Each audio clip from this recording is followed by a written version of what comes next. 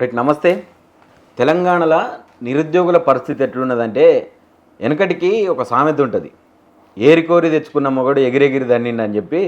ఆ రకంగా ఇప్పుడు ఉన్న కాంగ్రెస్కి నిరుద్యోగులకి చూసుకో అట్లా ఉన్నది పొంతన. ఇక మా బతుకులు మారిపోతాయి, 2 లక్షల ఉద్యోగాలు వస్తాయి అని చెప్పి ఆ రోజు బస్సు యాత్రలు అట్లా నానా హంగామా చేసిండ్రు నిరుద్యోగులు. కాంగ్రెస్ అధికారం వచ్చిన తర్వాత వీళ్ళని కనీసం వీళ్ళ దిక్కు చూసే మానవుడు లేకుండా పోయిండు. కాంగ్రెస్ పార్టీలో ఉన్నటువంటి ఎమ్మెల్యేలు కావచ్చు, మంత్రులు కావచ్చు, ఎవరు కూడా. ఒకసారి మాట్లాడదాం. ఇప్పుడు 2 లక్షల ఉద్యోగాల కోసం ఇన్ని రోజులు పోరాడుతూ ఉంటే ఇప్పుడు ఉన్న ఈ ఉద్యోగాలు ఇవ్వడానికి కూడా ఇచ్చే అరకొర ఉద్యోగాలకు కూడా కొంత ఏజ్ రిలాక్సేషన్ అనేది తగ్గించి కుదించి కొంతమందిని లేపేసే ప్రయత్నం జరుగుతూ ఉందని చెప్పి వాళ్ళు మళ్ళీ ఒకసారి గలమిప్పుతూ ఉన్నటువంటి పరిస్థితి కనిపిస్తూ ఉన్నది. మాట్లాడదాం. మనతో పాటు అస్మా ఉన్నారు. నమస్తే అస్మా. నమస్తే. ఏంది ఇప్పుడు సగం మందిని లేపేసే ప్రయత్నమేనా, ఎట్లా చూడాలి అసలు? సగం కాదు, మోస్ట్లీ 90% అవుట్ నిరుద్యోగులు. దీంట్లో ఎవరెవరైతే ప్రిపరేషన్ లో ఉన్నారో ఈ ఏజ్ రిలాక్సేషన్ అనే సమస్య వల్ల అందరూ అవుట్ అయిపోతారు. ఎవరైతే ఇప్పుడు నిరుద్యోగులు ఎంత ఆపోజిట్ అయిపోయిందంటే నోటిఫికేషన్లు ఇస్తాము అన్న నమ్మే పరిస్థితి లేదు. ఒకవేళ నోటిఫికేషన్ ఒకటి ఇష్యూ అయినా సరే, ఆ నోటీస్ వచ్చినా సరే నమ్మే పరిస్థితుల్లో లేరు. ఎట్లుందంటే 34 ఏజ్ రిలాక్సేషన్, అప్పుడు మనకు 46 ఉండే. నష్టపోతారు అన్న ఉద్దేశంతో బీఆర్ఎస్ గవర్నమెంట్ 46 వరకు ఏజ్ రిలాక్సేషన్ ఇచ్చి నోటిఫికేషన్లు ఇచ్చారు. కానీ వీళ్ళు ఏం చేశారు, ఆ జీవో మొన్న February 8 వరకు అయిపోయింది. మళ్ళీ దాన్ని సవరించకుండా ఈ పొల్యూషన్ బోర్డులో నోటిఫికేషన్స్ ఇచ్చారు, గ్రేడ్ 2 నోటిఫికేషన్. దాంట్లో 34 ఏజ్ రిలాక్సేషన్ ఇవ్వకుండా 34 ఏజ్ లిమిట్ పెట్టి నోటిఫికేషన్ ఇచ్చారు. ఇచ్చిన తర్వాత పోస్టులు చూస్తే 20 ఉన్నాయి. 20కి ఎంతమంది అప్లై చేసుకోవాలి, డిగ్రీ అయిపోయిన అభ్యర్థులు.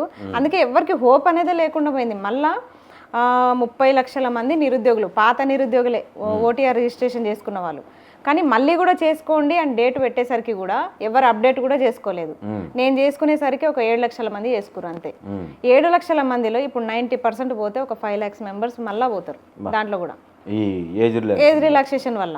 దాంట్లో ఇంకా కాంపిటీషన్ ఎంత, ఒక 2 లక్షల మంది ఉంటారు. 2 లక్షల మందికి మరి వీరు చెప్పిన లెక్క ప్రకారం 2 లక్షల ఉద్యోగాలు ఇస్తే ప్రతి ఒక్కరికి ఉద్యోగం వస్తుంది. కానీ ఇవ్వరు వీళ్ళు అక్కడ కూడా ఏం పెట్టిరు, టీజీపీఎస్సీ బోర్డు ఏం చెప్పిందంటే 2480 పోస్టులతోటి అన్ని నోటిఫికేషన్లు ఇస్తాము, నెలకొక నోటిఫికేషన్ ఇస్తాము అని. అంటే ప్రతి నోటిఫికేషన్లో 2 పోస్టులకు మించి ఉండవు. అంటే ఆ 2 లక్షల మంది కోసము ఈ 2000 పోస్టులు పెట్టి అవి కూడా ఎవరు కొంటారో తెలియదు, ఎవరు అమ్ముడు పోతారో తెలియదు. అట్లుంది పరిస్థితి ఈ జీవోల వల్ల. ఇన్ని ఏజ్ రిలాక్సేషన్ సమస్యలు, జీవోల సమస్యలు, ఇన్ని కోర్టు సమస్యలు, ఇన్ని పెట్టి అవి ఏడేసిన గొంగడ ఆడనే ఉంది తప్ప కొత్తగా ఈ బోర్డులో కానీ ఈ విద్యా వ్యవస్థలో కానీ ఎలాంటి మార్పు జరగాలి. ఇవన్నీ జరగకుండా నోటిఫికేషన్లు ఎట్లా ఇస్తారనేదే మాకు కూడా క్వశ్చన్ మార్కే ఉంది. కానీ చదివే నిరుద్యోగి కూడా దేనికి చదవాలి, ఎందుకు చదవాలి అన్న క్వశ్చన్ రైజ్ అవుతుంది. అసలు నోటిఫికేషన్లు వచ్చే పరిస్థితి అయితే కనిపిస్తలేదు ఇప్పట్లయితే. అంటే ఇంకొక 2 సంవత్సరాల పీరియడే ఉంటుంది. ఈ 2 సంవత్సరాలలో సాధ్యం కదా నోటిఫికేషన్లు వేయడం, ఎగ్జామ్ రాయడం? ఎట్లయితుంది ఇప్పుడు, ఎట్లయితే చెప్పండి. ఖచ్చితంగా ఒక ఎగ్జామ్కి 45 days టైం అన్నా ఇవ్వాలి, 45 days అన్నా ఇవ్వాలి ప్రిపరేషన్కి. మీరు ఇంతకుముందు చదువుకోలేదా, ఇప్పుడు మాటలు వద్దు. కానీ కాకపోతే ఒక ఎగ్జామ్ పెడుతున్నప్పుడు ఒక నిరుద్యోగి భవిష్యత్తు కాబట్టి కొంచెం టైంని చూసుకొని పెట్టాలి. ఇప్పుడు కొన్ని ఎగ్జామ్స్ మర్జు అవుతాయి, అన్నీ ఒకటేసారి ఇస్తారు నోటిఫికేషన్లు ఇస్తే. ఇప్పుడు నెలకు ఒక నోటిఫికేషన్ అంటే ఎగ్జామ్స్ కూడా అట్లే ఉంటాయి. అట్లా ఉన్నప్పుడు కన్ఫ్యూజన్కి ఎక్కువ గురవుతారు. ఏ ఎగ్జామ్ రాస్తున్నామో అర్థం కాని సిచ్యువేషన్ ఉంటుంది. అట్లాంటప్పుడు మళ్ళీ ఏం చేస్తాము, మళ్ళీ పోస్ట్పోన్ చేయండి అని చెప్పేసి మళ్ళీ ఉద్యమాలు స్టార్ట్ అవుతాయి. దీని ద్వారా ఏమవుతుంది, మళ్ళీ అన్ని కలిసి వస్తే ఏం చదవాలో అర్థం కాదు, ఎట్లా చదవాలో అర్థం కాదు, రివిజన్ కాదు, కాక కన్ఫ్యూజన్లో అవుట్ అయిపోతాం. ఏంది అసలు ఇప్పుడు మీ పోరాటం ఏంది, ఏం చెప్పాలనుకుంటే ఇప్పుడు 2 సంవత్సరాలలో ఉద్యోగాలు ఇవ్వడం సాధ్యం కాదని చెప్పి మీరే అంటున్నారు. వాళ్ళు నోటిఫికేషన్ ఇచ్చినా ఫిలప్ చేయలేరు. ఎందుకంటే నోటిఫికేషన్లు ఇచ్చినా ఇస్తారు, వెళ్ళిపోతారు వీళ్ళు. ఎందుకంటే నెక్స్ట్ టైం వీళ్ళు ఎట్లాగో గెలవారని 100% అందరికీ తెలుసు. నెక్స్ట్ కొత్త గవర్నమెంట్ వస్తుంది, ఏదైనా ఇయ్యరు అని చెప్పి మీకు క్లారిటీ ఉంది. అవును, ఇచ్చిన ఫిలప్ కావు అని చెప్పి ఒక క్లారిటీ మీద ఉన్నారు నిరుద్యోగులందరూ. మళ్ళీ ఎందుకు పోరాటం చేస్తున్నారు? ఎందుకు చేయొద్దు, నెక్స్ట్ వచ్చే గవర్నమెంట్ అయినా మాకు ఉద్యోగాలు ఇవ్వాలి కదా. అంటే ఈ ప్రభుత్వం మీద కాదా మీ పోరాటం? ఈ ప్రభుత్వం మీద 100%.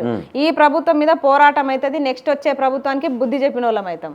నిరుద్యోగులు అంటే వాళ్ళకు కూడా భయం ఉంటుంది. ఎందుకంటే వాడు 5 సంవత్సరాలు ఉండి వాడు ఇవ్వకపోతే వాడిని అడగలేదు, వాని మీద తిరుగుబాటు చేయలేదు, మమ్మల్ని ఎందుకు అడుగుతారని నెక్స్ట్ వచ్చే గవర్నమెంట్ మమ్మల్ని. మరి ఇప్పుడు మీరేమన్నా ఈ ప్రభుత్వాన్ని ఇబ్బంది పెడుతున్నారని ఇప్పుడు అనిపించిందా? అంటే ప్రభుత్వం మీకు భయపడి లేకుంటే ఇంకేదన్నా చేసి మీ పోరాటాల వల్ల ప్రభుత్వం దిగొచ్చిన రోజులు, సందర్భాలు ఈ 3 సంవత్సరాలలో ఏమన్నా కనిపించిందా? ఇప్పటిదాకా లేవు. ఎందుకంటే ఇప్పటిదాకా ప్రభుత్వం మాకేం భయపడతలేదు, అస్సలు భయపడతలేదు. వీళ్ళకి ఒకటి ఏముందంటే, ఒకటి ఒక కొటేషన్ ఉంటుంది వీళ్ళకి. మీరు 4 సంవత్సరాలు ఏమన్నా పోరాటాలు చేయండి, ఏమన్నా ధర్నాలు చేయండి, ఏమన్నా ముట్టడిలు చేసుకోండి, నేను దిగిపోయే సంవత్సరం మాత్రమే నోటిఫికేషన్లు ఇస్తా, నేను మార్కులు కొట్టేస్తాను అనుకుంటున్నారు. ఈ ప్రభుత్వాలను అయితే ఇప్పటిదాకా వాళ్ళు భయపడలేదని వాళ్ళు అనుకుంటున్నారు కదా, భయమే లేదు కదా. ఇప్పటి నుంచి చూపిస్తాం భయం అంటే ఏందో. ఈ 2 సంవత్సరాలలో వీళ్ళకి చుక్కలు చూపించాలని ఫిక్స్ అయినాం మేము కూడా. అంటే మీ దాంట్లోనే కొంతమంది మీరేం చేసినా, మీరు ఏ ప్రోగ్రామ్ చేసినా అది ప్రభుత్వానికి చేరవేయడం కావచ్చు, వీళ్ళు ఫలానా వాళ్ళు అని చెప్పి ముద్రలు వేయడం కావచ్చు, ఇవన్నీ జరుగుతున్నాయి. మరి ఎట్లా మీ దాంట్లో ఒక యూనిటీ కనపడతలేదు నిరుద్యోగుల దాంట్లో? మీరే అంటున్నారు కొంతమంది సమాచారం చేరవేస్తున్నారని, వాళ్ళకి పదవులు కావాలి. ఇక్కడ కింద స్థాయి ఉన్న వాళ్ళకి ఎవరైతే కొట్లాడుతున్నారో నిజాయితీగా వాళ్ళకి ఉద్యోగాలు కావాలి. ఇక్కడ ఏమవుతుందంటే డైవర్షన్ పాలిటిక్స్, ఇవన్నీ డైవర్ట్ చేస్తున్నారు. అరే మీరు అసలు ఏమన్నా ఇప్పుడు ఇట్లా జరుగుతున్నాయా చెప్పండి, మాకు ఇంటిమేషన్ ఇవ్వండి, ఇస్తే ఆ పర్మిషన్లు రాకుండా చేస్తాం ధర్నాలకి, ఆ సభలు చెడగొడతాం. ఇట్లా చెడగొట్టడం వల్ల ఏమవుతుందంటే వాళ్ళకి ఏదో అత్యాశ, కుక్కకి బిస్కెట్లు వేసినట్టు చెప్తున్నారు అంతే. కానీ రేపు వాళ్ళు మీరు ఇంత చేస్తున్నారు కదా, నిరుద్యోగుల్ని మీరే నమ్మక ద్రోహం చేస్తూ మీరే వెన్నుపోట్లు పొడుస్తున్నారు కదా, మీరు ఇంత 30 లక్షల మంది ఉసురు పోసుకుంటున్నారు. ఎవరైతే ఉన్నారో తొత్తులు ఉన్నారో కాంగ్రెస్ తొత్తులు, మీకు చెప్తున్నా, మీరు బరాబర్ 30 లక్షల మంది వాళ్ళ ఈరోజు ఒక పూట తిని ఎవరైతే చదువుకుంటున్నారో, నిద్రాహారాలు మాని చదువుకుంటున్నారో, వాళ్ళ జీవితానికి, వాళ్ళ నాశనానికి మీరే కారణమవుతున్నారు. వాళ్ళ ఉసురు మాత్రం మీకు బరాబర్ తగులుతుంది. ఎవరైతే ఉన్నారో 3-4 ఉన్నారు, వాళ్ళు ఎవరైతే ఉన్నారో ఈ 30 లక్షల మంది ఉసురు అయితే మీరు పోసుకుంటున్నారు. ఇంకా కొంతమంది మాట్లాడుతూ ఉంటారు, ఇప్పుడు కాంగ్రెస్ నాయకులు పెద్ద పెద్ద డిబేట్లలో పాల్గొంటున్నారు నిరుద్యోగులతో పాటు, వాళ్ళ సమక్షంలో పాల్గొని అసలు మీరందరూ ఎవరు మీరు అర్హులే కాదు ఎగ్జామ్లు రాయడానికి అని చెప్పి ఎవరు డిబేట్లో పాల్గొన్నా వాళ్ళని బెదిరియడం, వాళ్ళతో మాట్లాడడం, మీరు అసలు నిజంగా యాస్పిరెంట్స్ అని చెప్పి అడగడం, మీరంతా ఏదో ఒక పార్టీకి తొత్తులుగా మారి ఈరోజు ప్రభుత్వం మీద బురద జల్లే ప్రయత్నం చేస్తారని చెప్పి మాట్లాడుతున్నారు. ఏం సమాధానం చెప్తారు? మరి వీళ్ళంతా అప్పుడు కాంగ్రెస్ గవర్నమెంట్ అధికారంలో రావడం కోసం నిరుద్యోగ జేఏసీలు అని పెట్టేసి, ఏ పార్టీ నిరుద్యోగులు అని చెప్పేసి వీళ్ళు జేఏసీలు పెట్టుకున్నారు. మరి జేఏసీలు అంటే నిరుద్యోగులే ఉండాలి కదా. మరి 48 ఏండ్లు 50 ఏండ్లు ఉన్నోళ్ళు మీరెట్లా జేఏసీ నాయకులు అయ్యారు? మీరెట్లా అయ్యారు నిరుద్యోగుల పక్షాన? ఆ రోజు ఎట్లా కొట్లాడిరు మీరు? అంటే మీరు అధికారం రావడం కోసం మీరు ఏమైనా చేస్తారు, నిరుద్యోగుల్ని వాడుకుంటారు, నిరుద్యోగుల లైబ్రరీలకు అవుతారు, మీకు పదవులు వచ్చేంత వరకు నిరుద్యోగుల్ని బయటికి తీసుకొస్తారు, లాగుతారు వాళ్ళని. ఇప్పుడేమో మీరు నిరుద్యోగులు కాదంటే మరి ఒక నిరుద్యోగ వర్గానికి నిరుద్యోగులు కొంతమంది కేసులకు భయపడి బయటికి రారేమో, కొందరు నాయకత్వం వహించి రావద్దా? అందరికీ సైలెంట్ గా ఉండే క్వాలిటీసే ఉండవు. కొంతమంది అగ్రెసివ్ అవుతారు, కొందరికి నాయకత్వ లక్షణాలు ఉంటాయి, వాళ్ళు బయటకు వచ్చి కొట్లాడతారు. మీరెవరు చెప్పడానికి? మరి మీరు నిరుద్యోగ జేఏసీ అని క్రియేట్ చేసినప్పుడు మీకు వయసు ఎంత? 20 ఏండ్ల పరచుపోరల్లా మీరు? 25 ఏండ్లు ఉన్నాయా మీకు? యంగ్ ఇట్లా ఉరుకులాడుతుర్రా మీరు? మరి మమ్మల్ని ఎట్లా అంటారు ఇప్పుడు? మీరప్పుడు ముసలోళ్ళే, మీరప్పుడు ఏజ్ బార్లు అయిపోయే నిరుద్యోగ జేఏసీ అని మీరు పెట్టుకున్నప్పుడు ఈరోజు కాంగ్రెస్ పార్టీని అధికారంలో తీసుకొచ్చిన తర్వాత మీరు నిరుద్యోగులు కాదంటే ఎట్లయితుంది?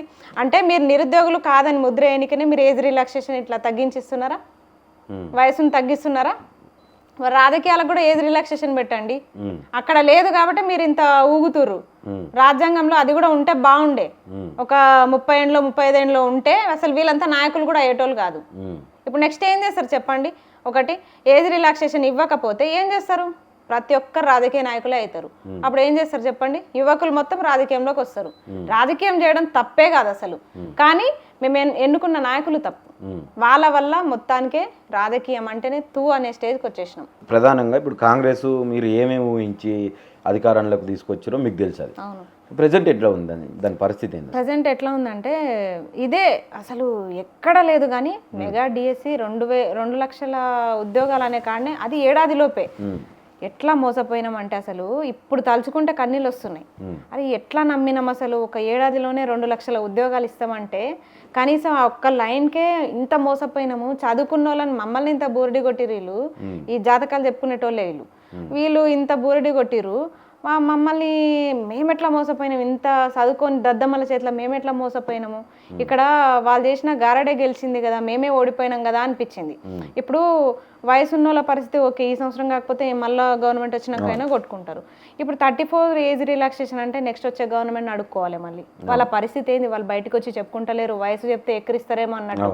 ఇప్పుడు 20 మంది నిరుద్యోగులు ఆత్మహత్యలు చేసుకున్నారు. 20 మంది ఇప్పటికి కనీసం ఎవరన్నా పోయి పరామర్శించిరా? అంటే వాళ్ళు మనుషులు కదా, అంటే నిరుద్యోగులు అంటే వాళ్ళు సచ్చినా వాళ్ళు పురుగులు పట్టినా పట్టించుకోరా మీరు? పోనీ మేమన్నా పోయి పరామర్శించొద్దామా అంటే మమ్మల్ని ముందస్తు అరెస్టులు చేస్తారు, ముందస్తు అరెస్టులు చేస్తారు పోనీ ఇవ్వకుండా.